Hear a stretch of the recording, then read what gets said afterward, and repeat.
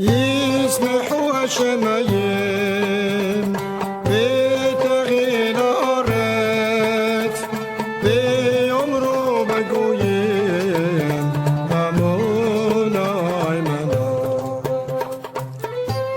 Bonjour Jean-François Froger. Bonjour Annie Gabriel. Voilà, nous sommes au 8e entretien de cette année 2009-2010. Nous poursuivons donc la découverte du collier des paraboles du royaume dans le style oral, précisons-le bien. Et aujourd'hui, exceptionnellement, nous regardons 2 paraboles. 2 perles du collier, la 11e et la 12e. La 11e nous parle d'un trésor caché, trouvé et recaché. Et la 12e nous parle d'une perle de grand prix, acquise par la vente de tout ce que possédait le marchand. Alors, chez quels évangélistes se trouve-t-on ces 2 paraboles, Jean-François? On ne trouve ces paraboles que dans l'évangile de Matthieu. Alors, la première se trouve en Matthieu, chapitre 13, verset 44. C'est des paraboles très courtes qui font un verset dans les évangiles. Alors, commence-t-on par le style oral ou par la lecture de celle qui est dans l'évangile de Matthieu? Il faut d'abord prendre le texte de l'évangile. Et de toute façon, elle n'est pratiquement pas déformée et on va entendre le rythmique du style oral.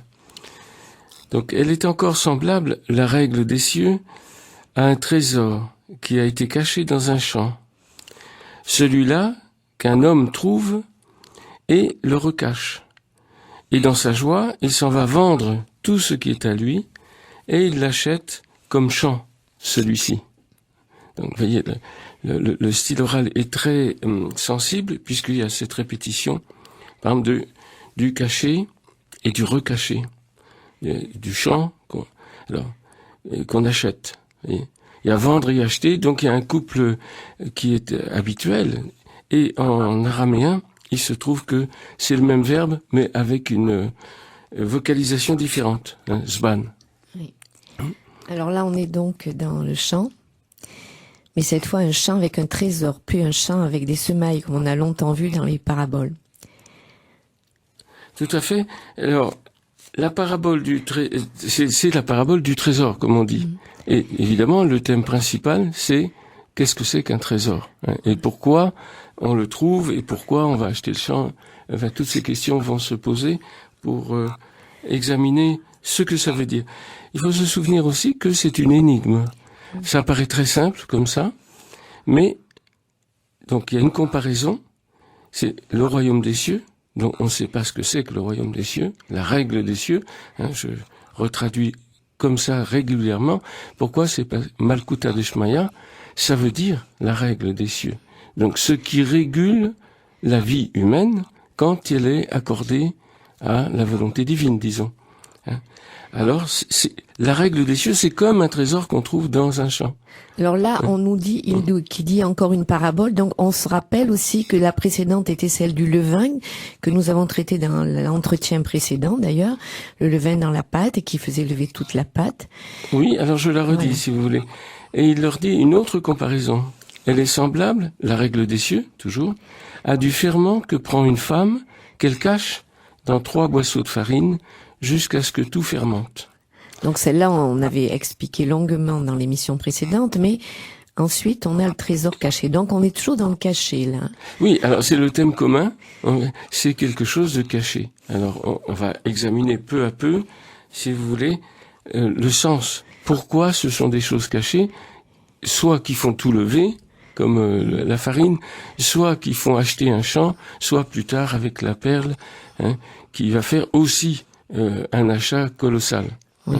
Alors le trésor. Alors le trésor, c'est quelque chose qui est évidemment caché justement.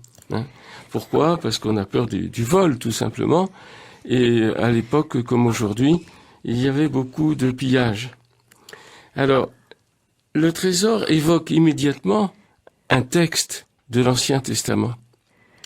Vous savez que dans tous les évangiles, il n'y a pas un mot qui ne réfère à quelques citations de l'Ancien Testament.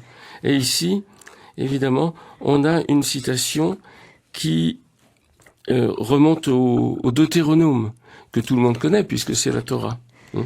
Si, je vous cite le texte, « Si tu écoutes vraiment la voix de Yod et Vavé, ton Dieu, il ouvrira, Yod et Vavé, pour toi, son bon trésor, les cieux, pour donner la pluie de ton pays en son temps, pour bénir toute l'œuvre de tes mains, et tu feras un prêt à des nations nombreuses, et toi, tu ne demanderas pas de prêt. » C'est-à-dire, tu vas t'enrichir, c'est toi qui vas prêter aux autres. Alors, simplement, le trésor, là, c'est le trésor des cieux qui appartient à Dieu et que Dieu va ouvrir si on est fidèle à sa parole. Donc, alors, l'écoute de la parole ouvre les cieux. Ça signifie ça. Alors, c'est ce qu'on va essayer de faire, d'ailleurs. Parce qu'en écoutant et en comprenant la parole, peut-être quelque chose va s'ouvrir pour nous. Et bien sûr, il y a une référence encore plus forte que tout disciple de Jésus devait connaître, puisqu'ils apprenaient certains textes par cœur, pas toute la Torah, mais aussi beaucoup de proverbes. Oui, alors les proverbes sont très utilisés du temps de Jésus, enfin de tout le temps. Ah oui, on les raconte en veillée, comme on racontait les contes chez nous. Et donc tout le monde a cet arrière-fond culturel. Alors par exemple, dans le chapitre 2e du livre des Proverbes, on a, en effet, si tu appelles la sagesse, et si tu donnes ta voix à l'intelligence, si tu cherches la lucidité à pleine voix, alors c'est intéressant, là, j'arrête la lecture, chercher la lucidité à pleine voix. La lucidité, c'est l'intelligence qui est aiguisée, à pleine voix. Pourquoi ? Parce que c'est en récitant les textes qu'on les comprend, c'est en les redisant. Donc il faut les dire à pleine voix. C'est vrai encore aujourd'hui. Si on lit un texte des yeux, on ne comprend pas bien. Il faut le prononcer. Le proclamer. Le proclamer quand on est dans une assemblée. Mais même en privé, il faut le lire à haute voix. Et d'ailleurs, la lecture des yeux est une chose récente. Ça date du Moyen-Âge, et même la Renaissance. Avant, on lisait toujours à haute voix. Et il y a une compréhension du texte qui est tout à fait différente quand on l'a entendu plutôt qu'on l'ait lu. Parce que d'abord, on lit trop vite. Pour parler, on est obligé d'aller un peu plus lentement. Et c'est lié au souffle. Alors ça fait partie du style oral. Et on a perdu quelque chose à ne pas réciter par cœur et à haute voix les textes. Alors je reprends. Oui. Si tu cherches la lucidité à pleine voix, et si tu la cherches comme de l'argent, et si comme des trésors tu te mets en quête d'elle, alors tu comprendras la crainte du Seigneur, et la connaissance de Dieu, tu la trouveras. Oui, c'est le Seigneur qui donne la sagesse, et de sa face viennent la connaissance et l'intelligence. Et il garde un trésor de salut pour ceux qui marchent droit. Il protégera leur parcours en veillant sur les chemins des prescriptions. Alors, un tout petit peu plus loin, on a « Heureux l'homme qui a trouvé la sagesse, et le mortel qui a vu la prudence. Mieux vaut en effet l'acheter, elle, plutôt que des trésors d'or et d'argent. Elle a bien plus de valeur que des pierres précieuses, mais aucun prix n'est digne d'elle. » Donc, alors, on doit l'acheter, de préférence à toute espèce de trésor. Donc, on fait une comparaison, effectivement, avec des trésors d'or et d'argent, ce que tous les peuples ont toujours eu, même aujourd'hui. Et la recherche de la sagesse suppose qu'on la trouve et qu'on l'achète. Donc, il y a une valeur qui est donnée, là. Il y a une valeur qui est donnée. C'est-à-dire qu'on ne peut pas se procurer la chose gratuitement. Alors ça signifie une chose extrêmement profonde.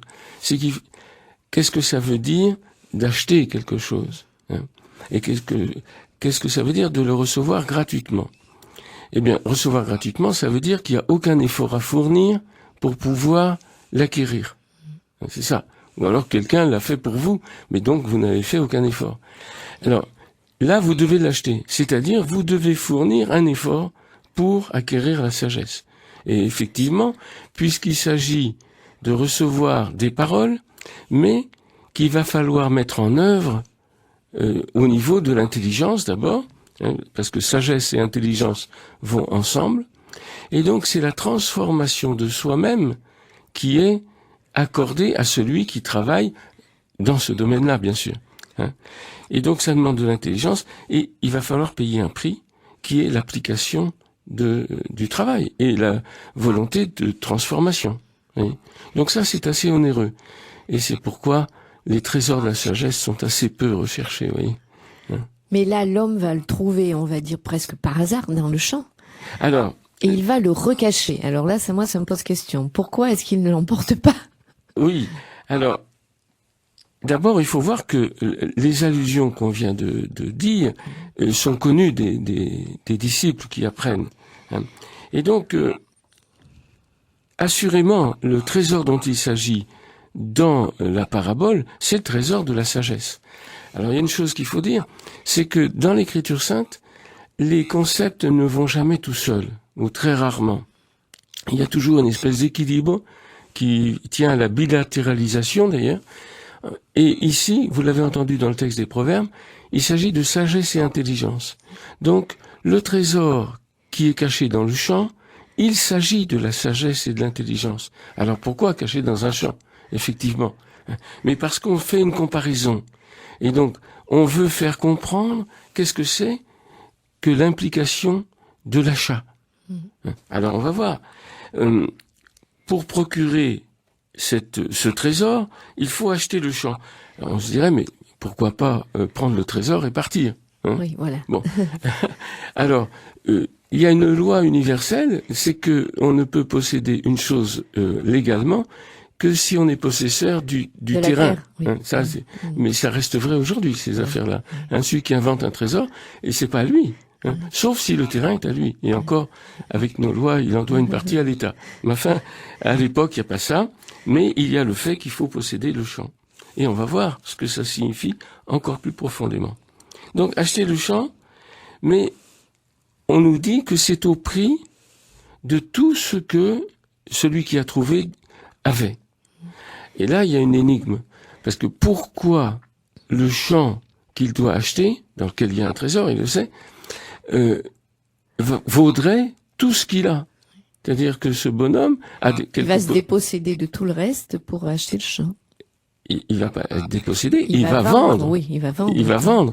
Donc, autrement dit, il donne au champ la valeur de tout ce qu'il avait. Donc, le champ représente exactement tout ce qu'il avait. Donc, qu'est-ce qu'il avait? Peut-être une maison, peut-être un autre champ, quelques ustensiles, quelques outils de travail, tout ce qu'il a. Mais donc, ça représente la totalité de ce qu'il s'est approprié dans la vie.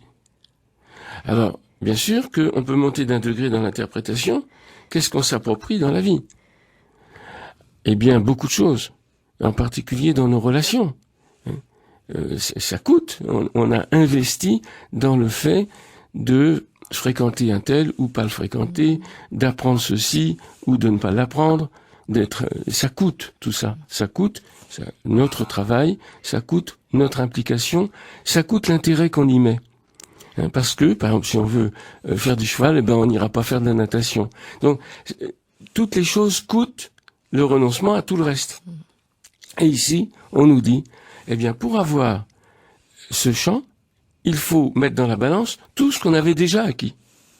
Peu importe que ça soit beaucoup ou peu, on nous dit pas que ça vaut beaucoup. Ça vaut tout ce qu'on avait. Donc, vous voyez que c'est pas un marchandage. C'est simplement faire prendre conscience que pour acquérir cette sagesse, le prix à payer, c'est soi-même. Tout ce qu'on a et tout ce à quoi on s'identifie, justement. Et on est possesseur de soi-même quelque part. Il faut mettre en jeu ce prix-là. Voilà, alors pour l'instant, on va prendre un petit temps de musique, si vous voulez bien, puis on continuera.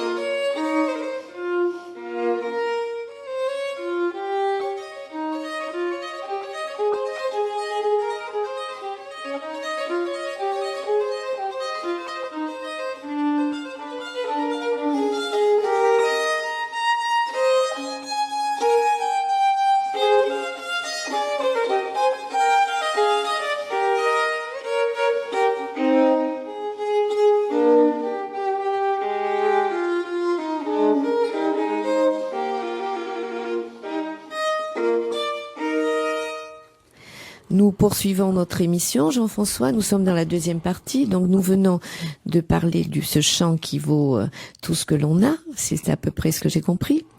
Tout ce que l'on avait acquis pour pouvoir acquérir maintenant le chant. Et ce trésor caché, tout de même. Alors, il faut retourner dans l'Écriture sainte et dans la Torah pour comprendre de quoi il s'agit. Parce que l'allusion est très claire quand on connaît le Deutéronome. Alors, on peut lire le passage du Deutéronome chapitre 29, verset 28.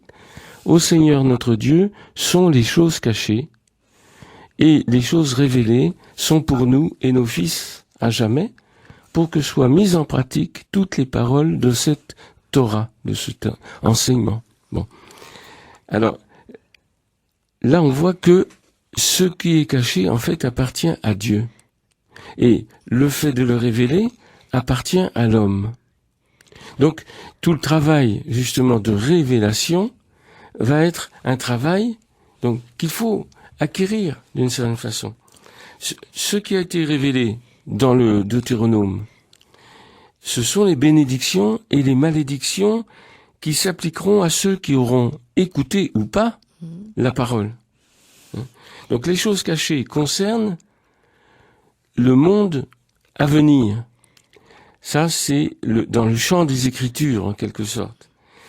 Mais si on les entend comme venant de Dieu, les paroles de l'Écriture, on les entend comme une chose cachée, justement. Contrairement à tout ce qu'on croit, quand on lit l'Écriture, on lit énigme sur énigme, donc, dont le sens, précisément, est caché. Donc, et il faut acquérir quoi? Une compétence. Et le chant, c'est nous-mêmes, puisque c'est nous-mêmes qu'il faut mettre en jeu pour acquérir ce trésor. Donc, nous recevons, dans l'appropriation que nous faisons même de la parole, nous recevons ce qu'on appelle la révélation. Oui, mais ce texte de révélation qu'on appelle la Bible, ce ne sont que des choses cachées qui viennent de Dieu. Et donc, il faut pouvoir leur donner un sens qui les exhume de quoi? Eh bien, de la façon dont nous les avons reçus. Et donc, il faut acquérir et mettre en œuvre tout ce que l'homme est pour comprendre la parole de Dieu. Alors, premièrement, si je me souviens bien, dans les émissions précédentes, depuis que nous travaillons sur le style oral, vous dites toujours, il faut d'abord apprendre. Oui. Ensuite, comprendre. Oui. Et évidemment, il y a encore autre chose. Puisque, ici, la parabole, il s'agit de valoriser les choses. Oui.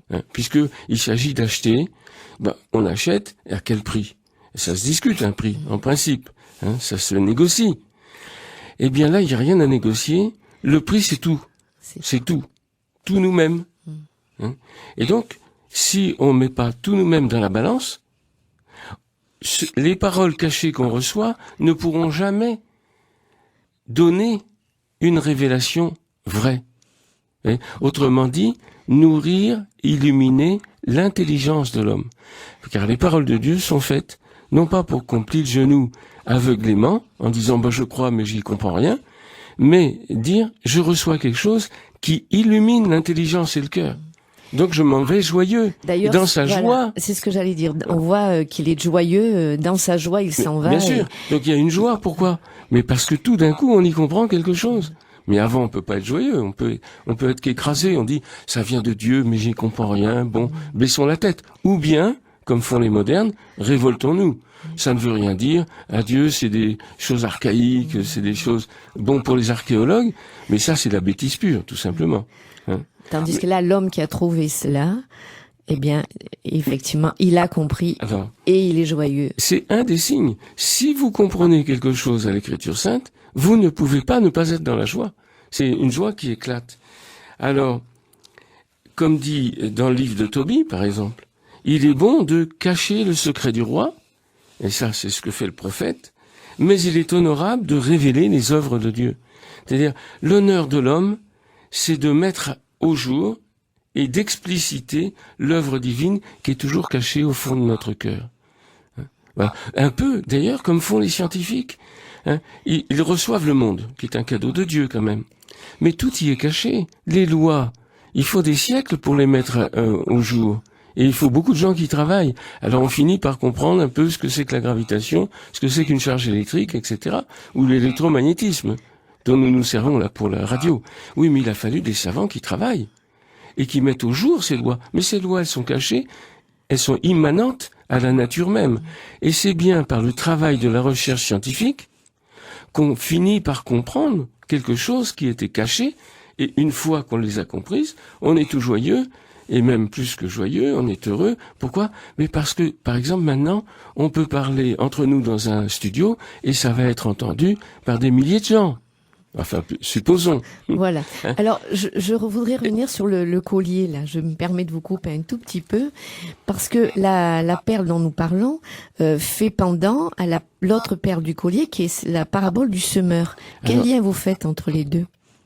Oui, alors il faut d'abord rappeler aux auditeurs que les paraboles qui concernent le royaume des cieux sont enfilées comme des perles sur un fil. Voilà. Et un fil conducteur. Et qui est un fil intelligible. Quand on étudie chaque parabole les unes après les autres, évidemment. Et dans un collier, il n'y a pas simplement la suite des perles, il y a aussi une forme qui paraît, quand on met le collier, qui a une symétrie. Donc il y a une perle centrale, et les autres perles se correspondent 2 à 2. Et effectivement, si les auditeurs ont fait le dessin pour bien le marquer, notre 11e parabole correspond à la 4e. À la 5e. À la 5e, pardon. À la 5e, qui est la parabole du semeur. Voilà. Alors, la parabole du semeur, où il s'agit de semer dans un champ. Et on voit les aléas qui arrivent, parce que il y a de la graine qui tombe au bord, et sur du chemin, elle va être dévorée. Il y en a d'autres qui tombent dans les épines, elle va être étouffée. D'autres qui tombent aussi sur le roc, elle va être brûlée. Et d'autres, enfin, qui tombent dans la bonne terre. Et donc, c'est toutes les conditions d'intelligibilité de la parole qui sont racontées, comme on l'a étudié en son temps. Oui. Mais aujourd'hui, on est dans ce champ. On est dans le champ, et dans le fond, c'est la parole qui est cachée et qui a germé. Dans le bon champ, dans la bonne terre. La bonne terre, c'est-à-dire dans la nature humaine qui a été donnée par Dieu. Et cette parole tombe, le champ c'est nous, comme la graine c'est nous. Comme chaque parabole donne un détail de plus dans la compréhension. Alors, ici, quel est l'objet de la parabole? Eh bien, l'objet de la parabole, c'est le désir. C'est parce que pourquoi on achète une chose? Parce qu'on désire la chose plus que ce qu'on a. Donc on est prêt à céder quelque chose. On a un tableau et puis on en a un meilleur. On va vendre le premier pour acheter le second, par exemple. Ou simplement, si on a de l'argent, ça représente un travail antérieur.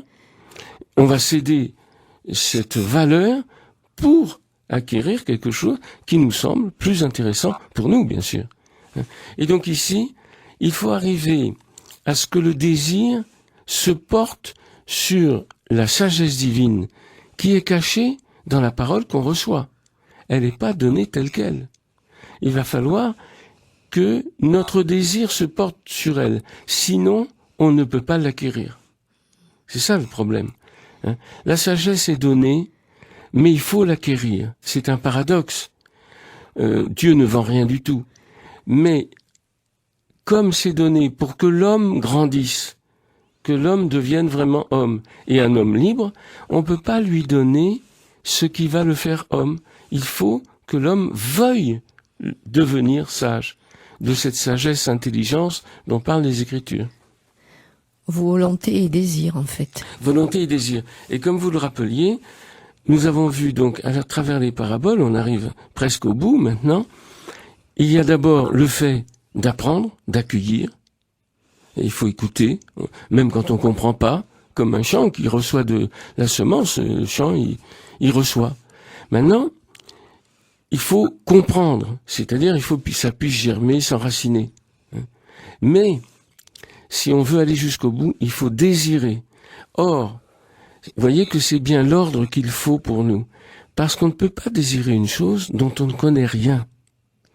Donc il a fallu quand même recevoir, donc apprendre et comprendre avant de dire oui, c'est bien ça que je veux. Oui, ça je le veux.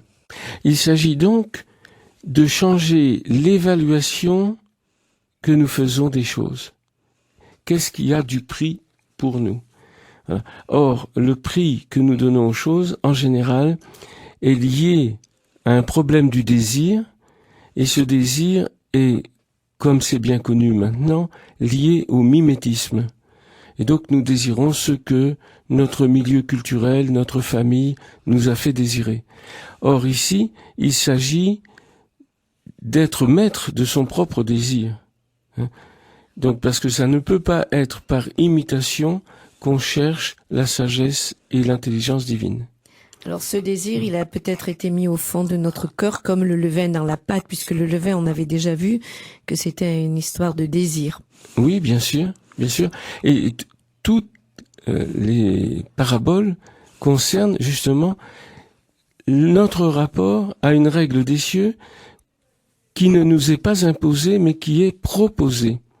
Et qui est proposée avec suffisamment de côté énigmatique pour que ce soit le travail de notre intelligence et de notre volonté qui soit le moteur de notre désir.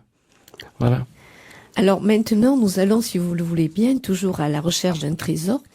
Mais cette fois, on va parler de la perle, la fameuse perle que le marchand va acheter. Oui, c'est la parabole qui suit immédiatement dans Saint Matthieu, d'ailleurs, puisqu'il a conservé une partie du collier. Et c'est dans Matthieu, chapitre 13, verset 45. Alors je la lis, si vous voulez bien. Le royaume des cieux est encore semblable à un marchand en quête de perles fines. Et ayant trouvé l'une d'entre elles de grande valeur, il s'en alla vendre tout ce qu'il avait et il l'acheta. Alors le problème se pose presque identiquement à la précédente. Oui, puisqu'il vend aussi tout ce qu'il a pour acheter la perle. Donc on est là Oui. comme celui qui vend tout pour acheter le champ. Oui, Mais là, c'est différent parce que le marchand, il cherche des perles quand même. voilà. Alors c'est la nouveauté de cette parabole tient exactement à ce couple nouveau qui est cherché trouvé. Parce que le premier trésor était trouvé en quelque sorte de façon aléatoire. Il a la chance de trouver. Ici, c'est un marchand qui cherche. Et il cherche une perle, en araméen, il y a une très belle expression. Cette perle, elle est d'une belle eau. Voilà, D'une eau pure. D'une eau pure, oui. Donc, il vend tout et il va l'acheter. Alors, évidemment, la petite variante qu'il y a entre les deux paraboles nous fait faire attention à ce que veut dire le couple chercher-trouver. Et immédiatement, on se souvient d'un enseignement de Jésus déjà, puisqu'on est disciple de Jésus quand on écoute les paraboles. Et on sait que Jésus a enseigné une chose capitale, qui est demandez et on vous donnera. Cherchez et vous trouverez. Frappez et l'on vous ouvrira. Car à quiconque demande reçoit, qui cherche trouve, et à qui frappe, il est ouvert. Vous savez, et la parabole continue d'ailleurs, parce que c'est aussi une parabole. Quel est l'homme d'entre vous à qui son fils demande du pain et qui lui donnerait une pierre? Ou qui lui demande un poisson et qui lui donnerait un serpent? Ou encore qui lui demande un œuf et qui lui donnerait un scorpion? Si donc vous tous qui êtes méchants, vous savez donner de bonnes choses à vos enfants, combien plus le Père qui est dans les cieux vous donnera-t-il de bonnes choses? Oui. Alors on va laisser les auditeurs réfléchir quelques secondes là-dessus en écoutant un petit peu de musique.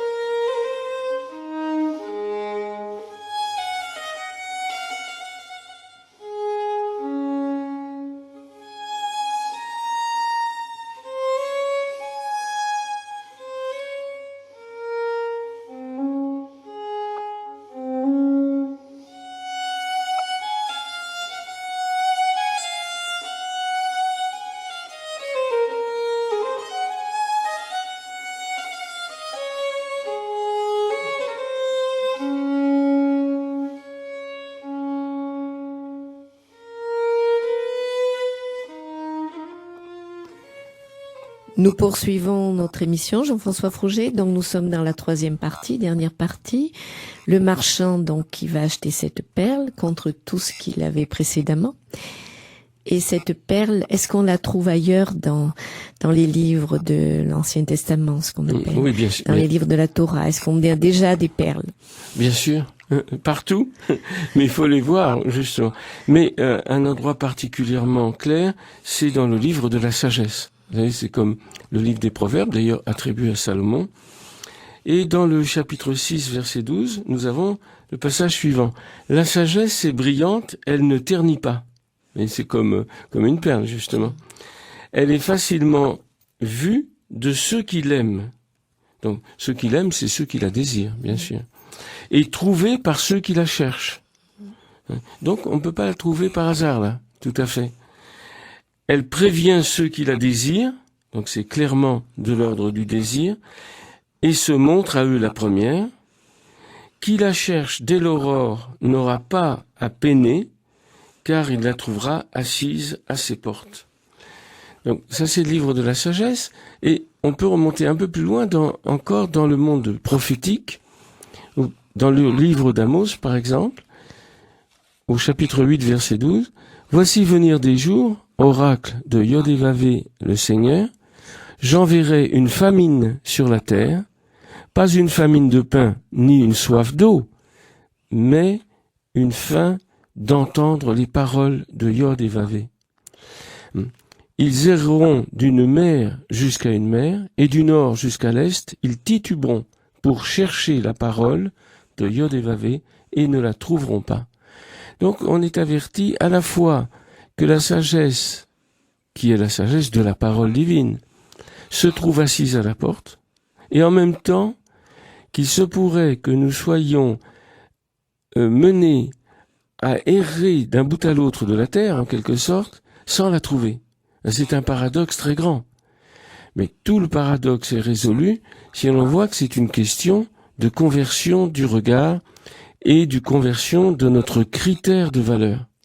Car nous jugeons de toutes les situations et de la valeur des choses selon un critère qui tient à notre désir. Donc si notre désir est orienté vers la sagesse, même inconsciemment, nous allons la trouver.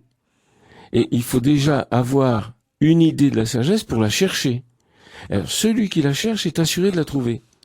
Mais celui qui n'a pas le désir de la sagesse et qui veut chercher simplement la parole, disons, extérieurement, il va mourir de faim.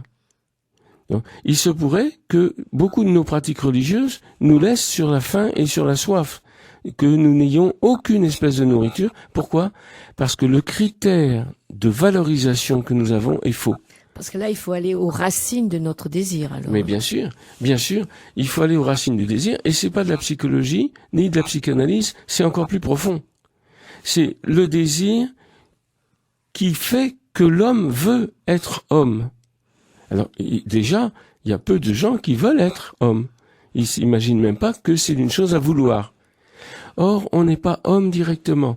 On a toutes les conditions pour l'être. Donc ça, c'est donné par les lois de la nature, justement. Donc on ne discute pas, on reçoit le monde tel qu'il est fait, et notre vie, on nous l'a donné à notre naissance. Mais, pour devenir homme, il faut développer la capacité à la liberté. Et ça s'obtient par l'intelligence et la volonté. Mais surtout, par le désir. Ce qui fait que si on investit l'intelligence et la volonté dans ce que désire le monde, comme on dit, à savoir tout ce qui concerne la survie immédiate, nous ne cherchons pas la sagesse, nous la désirons pas, parce qu'elle n'est pas quelque chose qui concerne la survie immédiate. Ça concerne la construction de ce qu'est l'homme. Donc c'est une chose à désirer et c'est quelque chose d'extrêmement précieux. Alors là, dans cette parabole de la perle, si je regarde le collier, celle qui est en face, celle qui lui fait face, est celle des gamins sur la place, qui ne sont jamais contents, qui ne finalement veulent rien, qui refusent tout. Donc il y a bien un parallèle chaque fois entre les perles d'un côté du collier et de l'autre, puisque là on est dans le contraire en fait. Hein. C'est exactement ça. La première, c'est une des premières paraboles évidemment. C'est la quatrième. C'est que l'état où nous sommes, c'est est-ce que vous voulez chanter? Non, on veut pas chanter. Est-ce que vous voulez pleurer? Non, on veut pas pleurer. Et il y a une espèce de refus complet de ce qui dépasse notre fantaisie immédiate, notre désir immédiat. Or, la fin de cette parabole, c'est la sagesse est justifiée par tous ses enfants. Parce que lorsqu'on cherche la sagesse, toutes les situations vont être bonnes pour la trouver. Que ce soit des situations de bonheur ou des situations de malheur. Parce qu'on est, en quelque sorte, au-delà du bonheur et du malheur. Ça, c'est le sentiment immédiat. Mais l'homme se trouve au-delà. Alors, Jésus prévient aussi de cette difficulté. Et, par exemple, dans l'évangile de Saint Jean, nous entendons qu'il arrivera un moment où vous me chercherez et vous ne me trouverez pas. Et où je suis, vous ne pouvez venir. C'est-à-dire, vous ne pouvez venir dans l'état où vous êtes. Il va falloir donc cette transformation du désir pour pouvoir suivre, chercher et trouver. Alors, les gens étaient très étonnés de ce qu'il a dit, parce qu'ils disent, mais que signifie la parole qu'il vient de dire? Vous me chercherez, vous ne me trouverez pas. Alors, déjà, le chercher, c'est un signe positif, puisqu'on se dit, quand même, cet homme est peut-être le Fils de Dieu, c'est peut-être le Messie. On est dans les disciples qui n'ont pas encore fait leur conversion complète. Ils n'ont pas encore vu. Parce que les premiers, ils n'ont pas à croire ce qu'on leur dit, parce que personne ne leur dit rien là-dessus, sur Jésus. Il faut le découvrir. Et ce qui a été tout à fait étonnant, et le fait qu'on en parle encore est encore plus étonnant, c'est que certains hommes ont réussi à voir que Jésus était le Messie, et même le Fils de Dieu. Ce qui est très étonnant, parce que rien n'y prépare dans la vie courante. Et simplement, la connaissance des Écritures est très utile, et c'est le champ qu'il faut cultiver, parce que ça donne les critères de repère. On dit, mais oui, mais alors, il réalise tout ce qui a été dit par les prophètes. Alors du coup, on peut voir que c'est lui la sagesse incarnée, c'est lui qu'il faut désirer. Oui. Alors, les propos, il faut y revenir, concernent la sagesse et l'intelligence. Nous voyons habituellement l'un ou l'autre, ou en tout cas séparément. Et il faut les voir comme quelque chose qui est en tension entre ce qui est sagesse, donc dans le gouvernement des choses, l'intelligence dans la compréhension des choses. Eh bien, il y a quelque chose qui est comme un tiers caché entre la sagesse et l'intelligence, justement, c'est le désir, qui est plus profond encore, et qui nous est inaccessible en première appréciation. Notre propre désir nous est caché. Donc, ce que nous allons trouver en révélant le sens de la parole divine, c'est le sens de notre propre désir. Et nous allons voir que ce trésor est au fond de notre cœur. Alors, il y a quand même une grande insistance là. On voit celle sur du levain qui parle du désir, celle du trésor caché, de la perle qui parle du désir. Donc, il y a une forte insistance. Tout notre être doit être orienté vers cela. Oui, tout à fait. C'est ce que dit aussi le Deutéronome. Parce que toutes les paroles de Jésus, encore une fois, renvoient à la Torah. Et par exemple, dans le Deutéronome, au chapitre 4, verset 27, vous avez « Yod et Vavé vous dispersera parmi les peuples, et il ne restera de vous qu'un petit nombre. » De là-bas, donc d'une situation de misère quelque part, tu chercheras Yod et Vavé ton Dieu, et tu le trouveras si tu le cherches de tout ton cœur et de toute ton âme. Et on revient peu à peu au commandement tout à fait premier qu'on trouve dans l'Écriture, c'est « Tu aimeras le Seigneur ton Dieu de toute ton âme, de tout ton cœur, de toutes tes forces. » Que Jésus va reprendre évidemment, en y ajoutant « de toute ton intelligence et le prochain comme toi-même. » Eh bien, on ne peut pas aimer Dieu sans cette recherche et cette trouvaille de la sagesse-intelligence. Sinon, c'est du rêve, c'est des paroles. Et cet amour de Dieu va se révéler au fond de notre propre désir, et nous allons être très étonnés, parce qu'il n'y a aucun effort à faire pour cela. L'effort à faire, c'est de sagesse et d'intelligence, de recherche. Voilà. Donc, mais il suffit de se mettre au travail. Vous voyez? Alors, il faut que le désir soit induit par un désir qui vient d'autrui. Donc, nous recevons, par exemple, l'amour des Écritures par quelqu'un qui aime les Écritures. Parce que de nous-mêmes, si on ouvre une Bible, on regarde, on ne comprend rien, on la referme. Parce qu'on se dit, mais qu'est-ce que c'est que ce fatras de texte? Oui, il faut toujours une aide à l'interprétation de toute façon. Au départ, oui. Et ensuite, évidemment, il faut le faire sien, puisqu'il s'agit d'aller vers la liberté. Mais là, on est dans le tout ou rien pour une fois. Je veux dire, notre désir doit être tout tourné vers Dieu, vers cette recherche. Et les dernières paraboles y insistent lourdement, si j'ose dire, c'est que la dame qui met du levain dans la pâte, elle attend jusqu'à ce que tout fermente. Oui. Et ici, il s'agit de vendre tout pour acquérir cela. Donc, il y a une espèce de synthèse, de totalité qui doit se nouer à ce moment-là. Alors, on peut se demander pourquoi cette insistance. Tout ce qu'il possède. Et on est sûr par là qu'il ne s'agit pas simplement d'un chant. Il ne s'agit pas simplement du désir des gamins. Il s'agit de comprendre et d'entrer dans la signification de la sagesse a été justifiée par tous ces enfants. C'est-à-dire que c'est ce qui se passe en nous, si on est enfant de la sagesse, qui montre la justesse même de la sagesse. Et ce désir, évidemment, il est tellement total que on finit par comprendre l'unicité de Dieu, parce que c'est lui l'objet du désir, derrière tous les désirs. Alors, évidemment, nos désirs immédiats nous aveuglent sur leur finalité profonde. Et cela est révélé dans l'Écriture sainte parce que ce qu'on va découvrir, c'est un nom de la divinité. Et ce que dit dans la Torah, dans l'Exode, Dieu révèle qu'il est un Dieu jaloux. Alors ça nous étonne beaucoup. Oui, ça nous étonne toujours cette parole. Pourquoi un Dieu jaloux? Jaloux de quoi? Jaloux de qui? De personne.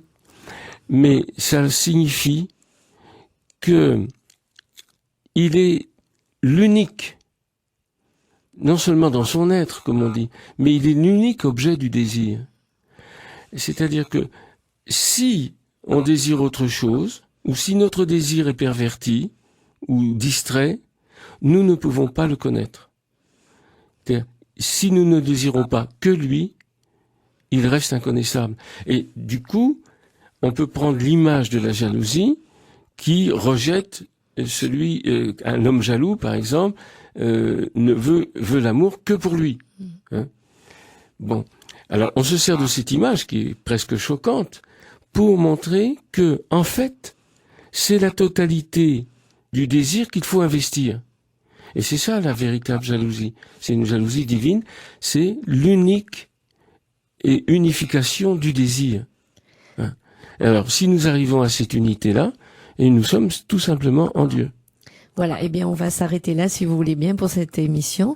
Et puis à la prochaine rencontre. Merci Jean-François Frouget. Au revoir Annie Gabriel.